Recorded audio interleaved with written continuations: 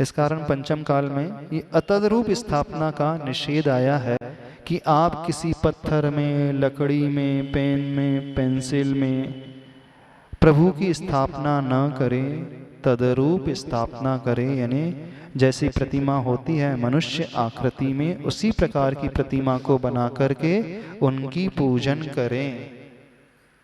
अन्य प्रतिमाओं, अन्य रूप में रखते हुए पूजन न करें। तो जो चित्र होते हैं, चाहे आदिनाथ भगवान का चित्र हो, चाहे आचार्य भगवान गुरुदेव विद्यासागर हमारे का चित्र है, वो हमारे लिए पूज्य नहीं हो सकता। बस उसके माध्यम से, उस चित्र को देख करके हम भावों से उनसे जुड़ सकते हैं, इतना हेल्पफुल अवश्य होता है वो। लेकिन जैसे प्रतिमा का अभिषेक है, प्रतिमा की पूजा होती है, चरण छुए जाते हैं, वैसे चित्र में वो पूज्यता नहीं आती। तो दूसरी पूजा है, दूसरी भक्ति होती है स्थापना भक्ति। जैसे प्रतिमा की स्थापना मंदिर में की है अथवा अपने मानस पटल पर हमने स्थापना कर ली आदिनाथ भगवान की, तो उससे भी भक्ति हो सकती है। तीसरी भक्ति होती है द्रव्य भक्ति। द्रव्य भक्ति तो आप जानते ही हो, हाँ, हाथ जोड़ रहे हो, आपका शरीर द्रव्य है, चावल चढ़ा रहे हो द्रव्य है। दो प्रकार का द्रव्य है, एक हमसे पृथक भिन्न और एक अभिन्न। चावल है, अष्टद्रव्य की सामग्री है, पूजन की सामग्री है, ये हमसे भिन्न है, वो भी द्रव्य में आएगी। दूसरा द्रव्य हमारी बॉडी, शरीर, ये भी द्रव्य में आता है। आत्मा से शरीर अलग नहीं है, ये अभिन्न है। वो उपचार से द्रव्य है, ये अनुपचार से द्रव्य है। वो उपचरित असद्भूत नय का विषय है, ये अनुपचरित असद्भूत का नय का विषय है। यानी द्रव्य भक्ति में मन से, वचन से और काय से। द्रव्य भक्ति कैसी है? जब श्लोक पढ़ रहे हैं, स्तुति पढ़ रहे हैं, हाथ जुड़े हों, गर्दन झुके, दृष्टि झुकी, कमर झुकी, काय से द्रव्य भक्ति हो गई। वचन से द्रव्य भक्ति सही उच्चारण, जैसी मात्रा है वैसी ही मात्रा, दीर्घ मात्रा है तो दीर्घ मात्रा, ह्रस्व मात्रा है तो ह्रस्व मात्रा, विसर्ग हो तो विसर्ग, हलंत है तो हलंत, श है तो श, स है तो स, श है तो श। मतलब षटकोण का श, सड़क का स और तालव्य शक्कर का स। जैसा लिखा गया है, जिस छंद में रचना है हुई है, उस छंद के अनुसार उसका उच्चारण करें। जहाँ रुकना है, विराम लेना है, वहाँ पर रुकें। जहाँ आगे बढ़ना है। तीर्थंकर भगवान के पिताजी को 16 स्वप्न क्यों नहीं आते? माता को ही क्यों आते? जन्म देने वाली माता ही होती है ना, विशुद्धि तो माता की ही रहती है। माँ का बहुत बड़ा रोल होता है। जो काम माँ कर सकती है वो पिताजी नहीं कर सकते। हाँ, जो काम माँ कर सकती है वो पिता कर ही नहीं सकते, 3 काल में नहीं कर सकते। जो प्रेम वात्सल्य माँ दे सकती है वो पिता दे सकते हैं, 3 काल में नहीं दे सकते। जो संस्कार माँ दे सकती है वो पिता नहीं दे सकते। तो माँ की तो विशुद्धि कुछ अलग ही प्रकार की। स्त्री पर्याय में हाँ, मृगी मृगेंद्रम, अपने बच्चे की रक्षा के लिए सिंह के आगे आकर के वो समर्पित हो जाती है, अपने प्राणों की भी परवाह नहीं करती है। वो माँ ऐसी होती है। यदि आपको माँ के बारे में समझना है, स्त्री पर्याय के बारे में समझना है, तो मूक माटी का वह खंड अवश्य पढ़ना चाहिए। आचार्य भगवान ने क्या हाईलाइट किया स्त्री पर्याय को, गजब! कितना ऊपर उठाया स्त्री को, नारी को, अबला को, प्रमदा को, स्त्री को माता के रूप में खूब उठा दिया ने, एकदम ऊपर उठा करके रख दिया आचार्य भगवान ने मुख माटी में। बहुत प्रशंसा की आप लोगों की, स्त्री की खूब प्रशंसा, एकदम भर भर के प्रशंसा की। आप पढ़ोगे तो फूल करके और कुप्पा हो जाओगे। इतनी प्रशंसा की है, लगेगा, क्योंकि आप लोगों को लगता है ना कि स्त्री की हर जगह निंदा की जाती है।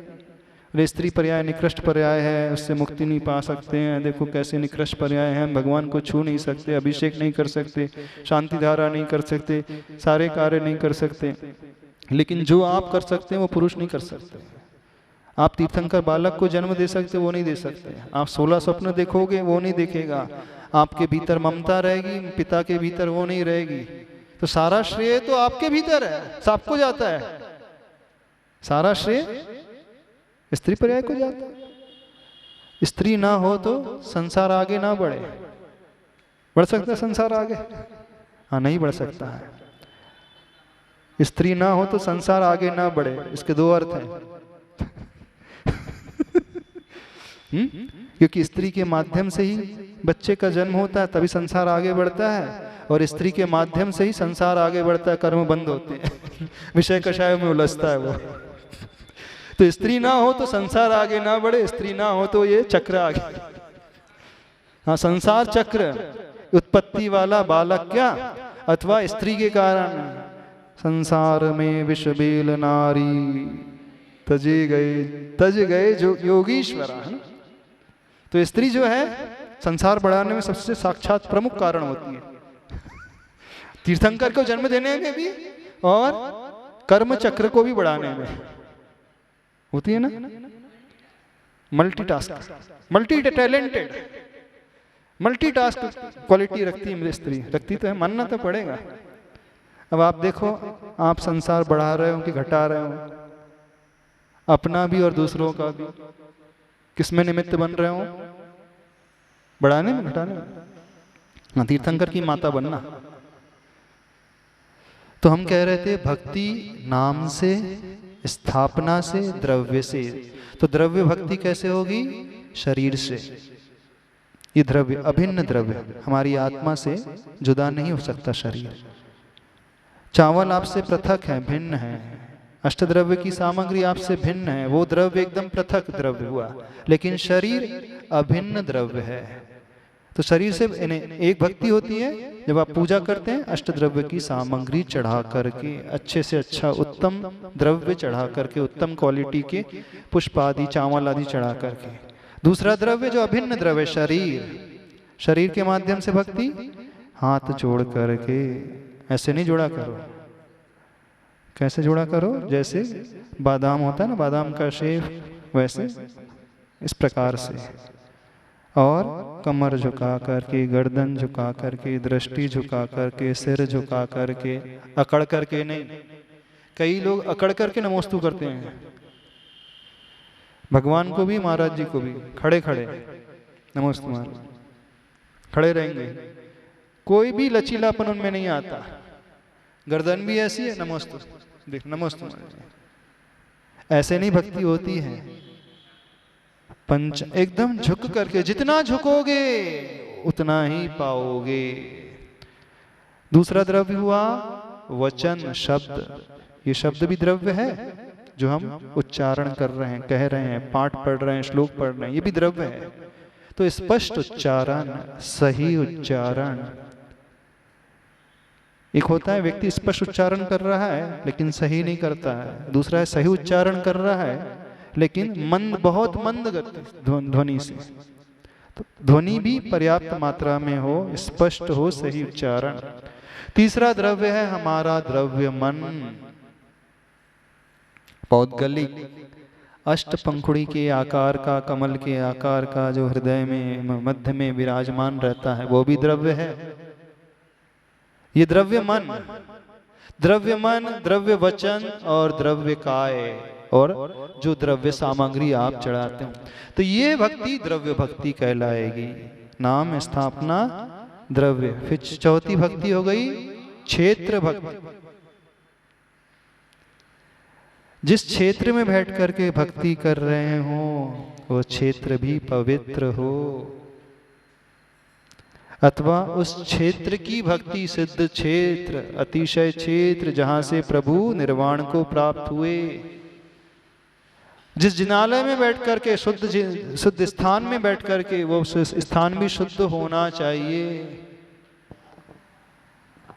वो क्षेत्र, उस क्षेत्र को याद कर रहे हैं आप। जब हम याद भगवान की भक्ति बड़े भक्तामृत स्तोत्र पढ़ रहे हैं तो आदिनाथ भगवान को उस जगह याद करें जहां से उन्होंने मोक्ष पाया, अथवा जहाँ उन्हें केवल ज्ञान की प्राप्ति हुई, अथवा जहाँ जहाँ उनका विचरण हुआ अरिहंत अवस्था में, जिसकी कल्पना हम कर सकते हैं शास्त्र पढ़ करके।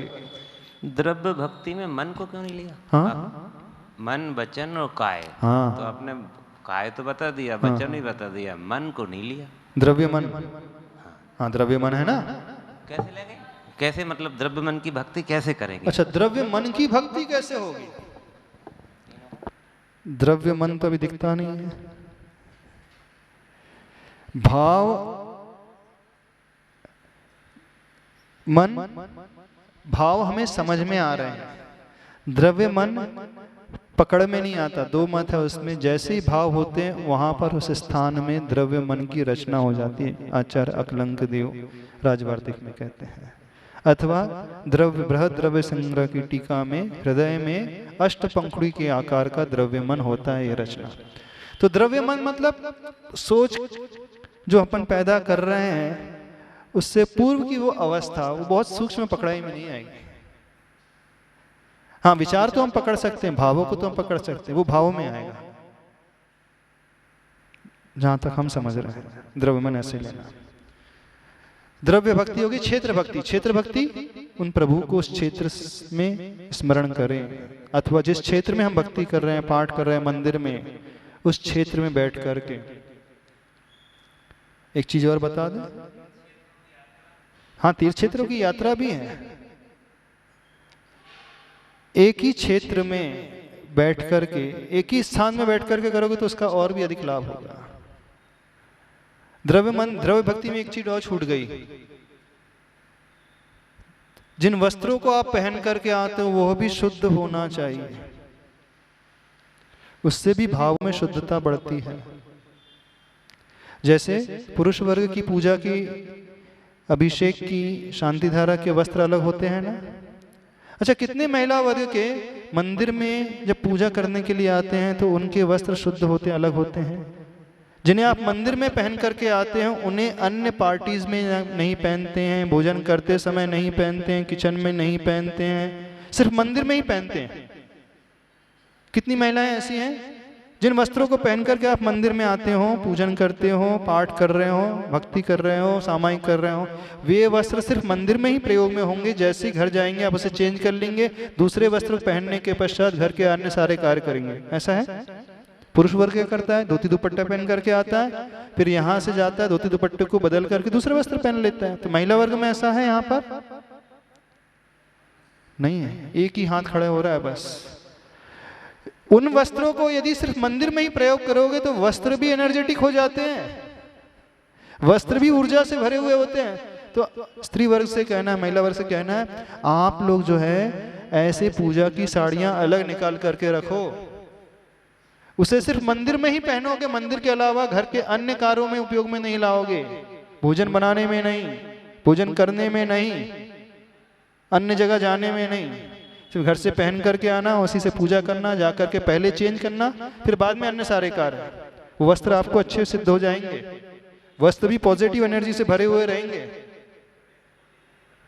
ड्रेस कोड इसीलिए तो बनते हैं। यहाँ महिला वर्ग तो रंग बिरंगी एकदम अलग अलग रंग के चितकबरे फूल की भांति ऐसे ऐसे वस्त्र पहन करके आते हैं।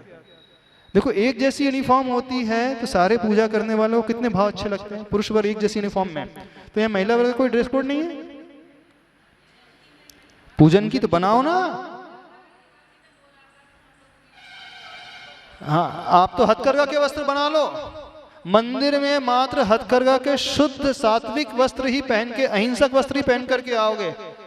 बिल्कुल बनाओ, नियम ले लो कि मंदिर में हथकरघा के अलावा अन्य वस्त्र का हम प्रयोग ही नहीं करेंगे। आप प्रयोग ही नहीं करोगे तो भड़कीले वस्त्र पहनने में ही नहीं आएंगे, और वो नहीं आएंगे तो दिखावे का, प्रदर्शन का भाव ही नहीं होगा। आप में भी सात्विकता अपने आप पैदा होने लगेगी, जैसे आरिकाओं में होती है, ब्रह्मचारियों में होती है, प्रतिमधारी में होती है। आप उन वस्त्रों को पहन करके आओगे तो आपको लगेगा कि नहीं, विचार अच्छे रखना चाहिए क्योंकि हम पूजा करने जा रहे हैं। उन वस्त्रों को पहन करके घर से निकलते ही विशुद्ध परिणाम अपने आप बढ़ने लगते हैं। तभी तो कहा है, जब व्यक्ति दर्शन के लिए जा रहा है तभी से उपवासों की संख्या बढ़ते जाती है गुणित क्रम से। नमोस्तु हाँ महाराज। जी। महाराज जी अपन इंद्राणी बनते हैं तो पीली साड़ियाँ मिलती हैं, तो फिर उनका क्या करेंगे फिर? पीली साड़ी क्या करते हैं? पीली साड़ी तो हाँ। पूजन के काम में आती हैं, हाँ, तो वो रोज पहन के आना चाहिए पूजन करने आप के कौन लिए। से पहन के अभी तो पीली तो पहनी नहीं, अभी दिखते नहीं पीली। सुबह टाइम महाराज जी पूजन में। आप तो नियम बनाओ, मंदिर में जब भी आएंगे शुद्ध वस्त्र, वो ही मंदिर के वस्त्र रहेंगे, मंदिर के अलावा और कोई प्रयोग नहीं होगा अन्य जगह में। देखो उससे विशुद्धि कितनी बढ़ेगी, बहुत बढ़ेगी। अच्छे वस्त्र पहनो ना, एक यूनिफॉर्म बनाओ, ड्रेस कोड बनाओ।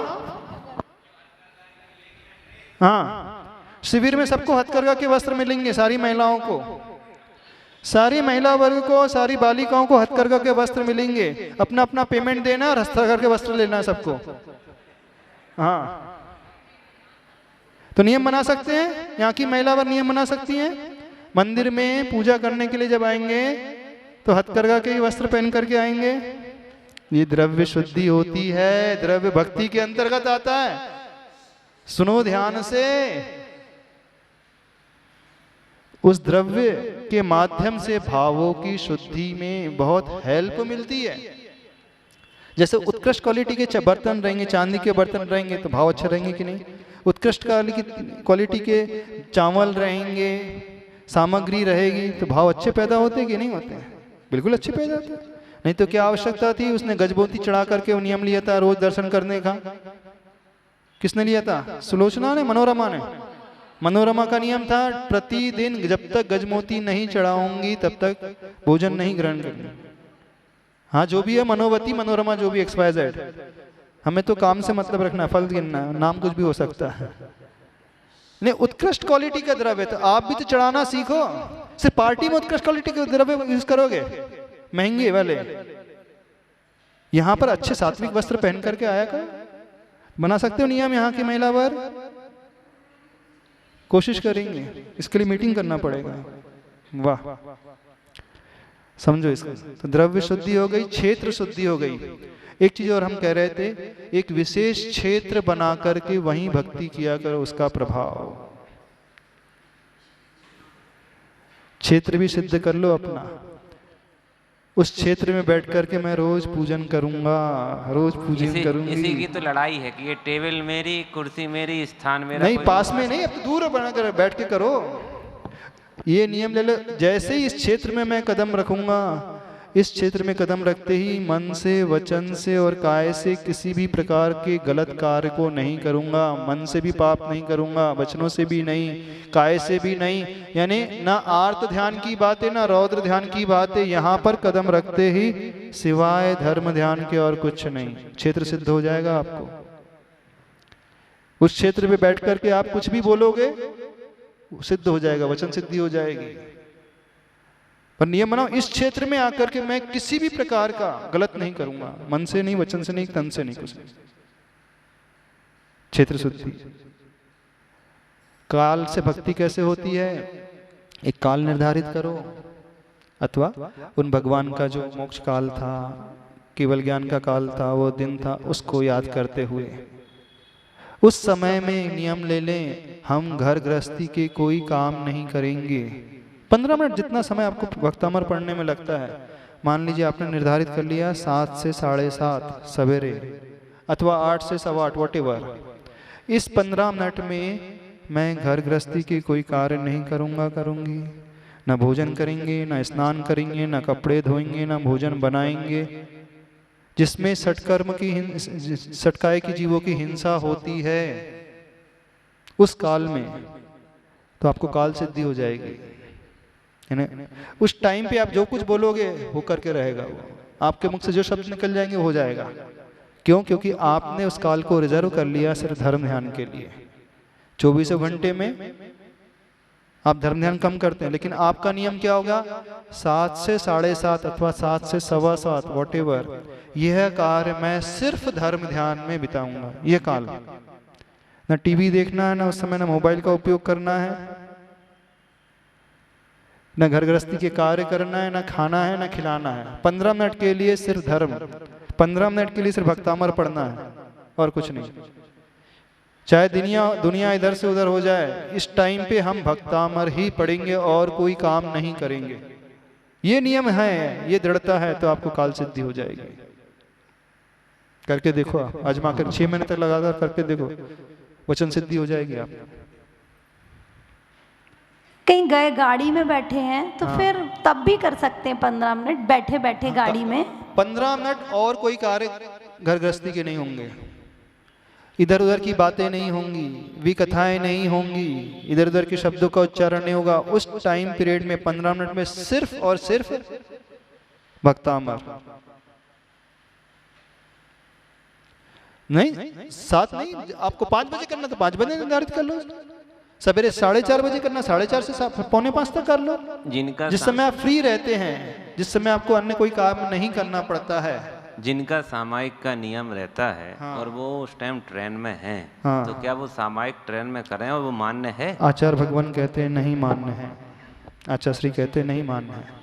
नहीं तो उनका हमने क्या नियम बनाया है, उस काल में मैं किसी अपशब्द का प्रयोग नहीं करूंगा, उस काल में मैं कोई घर गृहस्थी वाले शब्दों का प्रयोग नहीं करूंगा, विकथाओं वाले शब्दों का। उस काल में सिर्फ भक्तामर का उच्चारण। अभी हम काल से बन रहे हैं, क्षेत्र से नहीं बन रहे हैं। सामायिक में क्षेत्र से बनते हैं। हम अपन कौन सा नियम ले रहे हैं? काल का नियम। क्षेत्र का ले लो तो और अच्छा, क्षेत्र और काल दोनों का ले लो तो बहुत अच्छा। सवेरे 5 से 5:15 तक मैं भक्तामर ही पढ़ूंगा और इस क्षेत्र में पढ़ूंगा।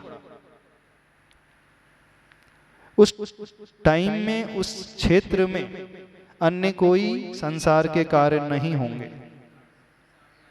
जो भी आपको फिक्स करना है, व्हाटएवर, कोई भी आपको है जिसमें आपको सहूलियत होती हो, जिसमें आपको ऐसा लगता है कि बच्चे परेशान नहीं करेंगे, माता पिता परेशान नहीं करेंगे, भोजन की कोई समस्या नहीं है, नहाने धोने की, कपड़े धोने की समस्या नहीं है, आने जाने की कोई समस्या नहीं है, वो निर्धारित कर लो। लेकिन वो दृढ़ता पूर्वक पालन होना चाहिए।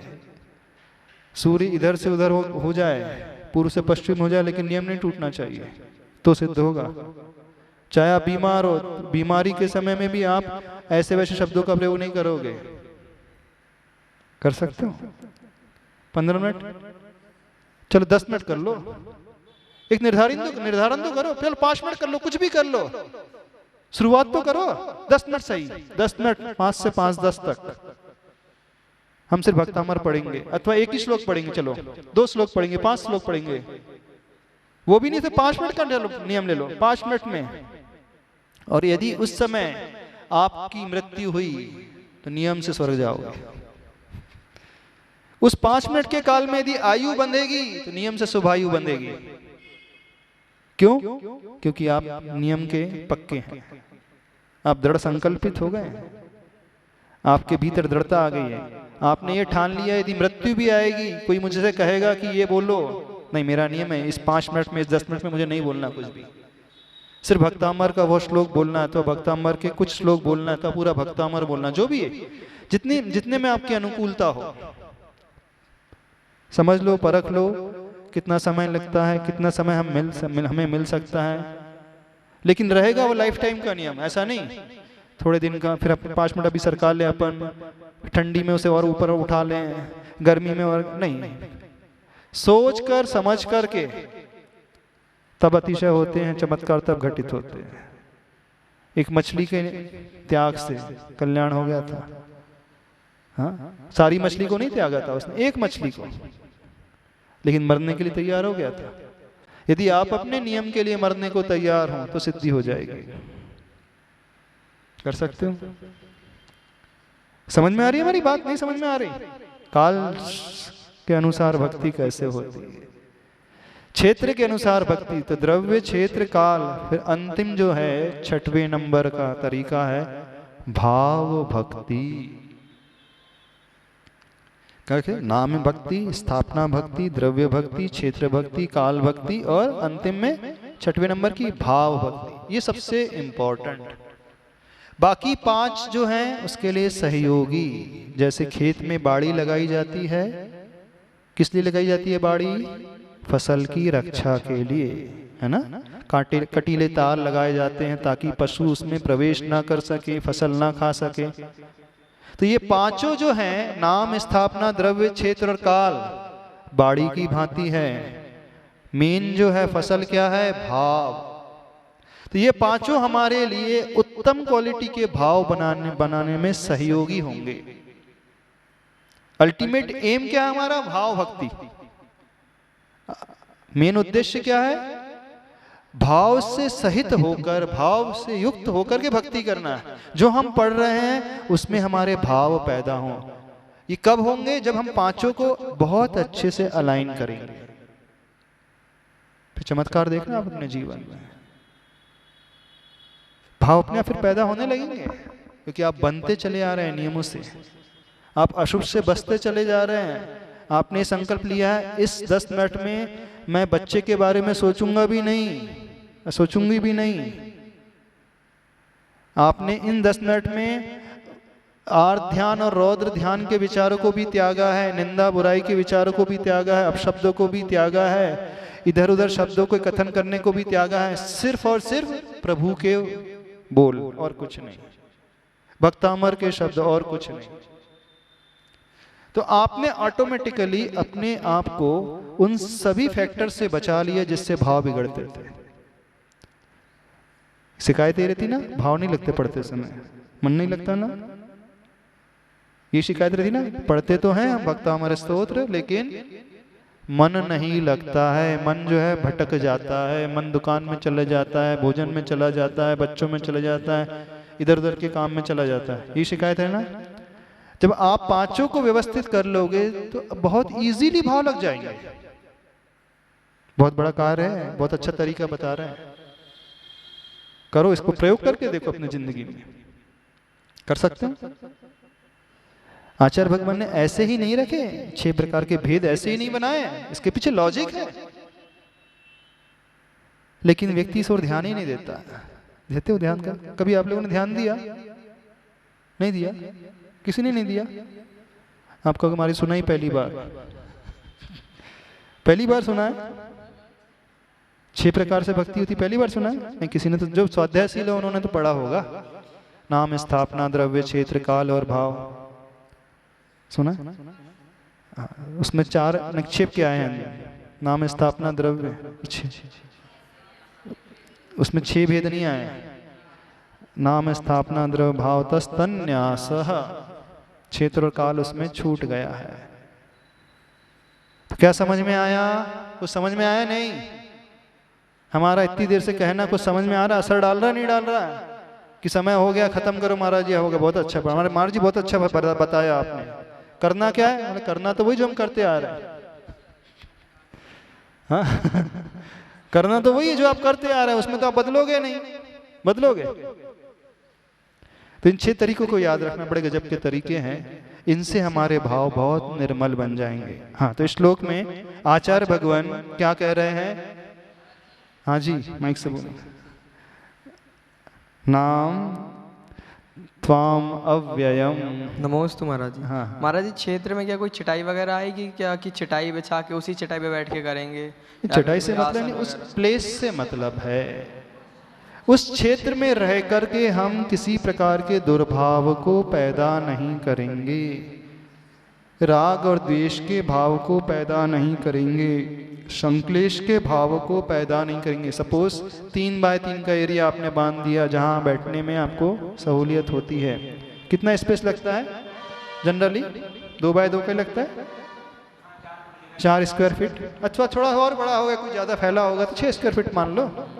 जैसे बड़े बड़े लोग होते हैं वो, उनको ज़्यादा स्पेस लग जाएगा तो 6 स्क्वायर फीट मान लो, नहीं तो 4 स्क्वायर फीट पर्याप्त होती है। इस 4 स्क्वायर फीट की स्पेस में आते ही मैं कोई संक्लेश नहीं करूंगा, राग द्वेष के भाव नहीं लाऊंगा, निंदा वाले भाव नहीं लाऊंगा, शब्दों को ऐसे अपशब्दों का प्रयोग नहीं करूंगा, और द्रव्य से भी इस प्रकार से कुछ नहीं करूंगा।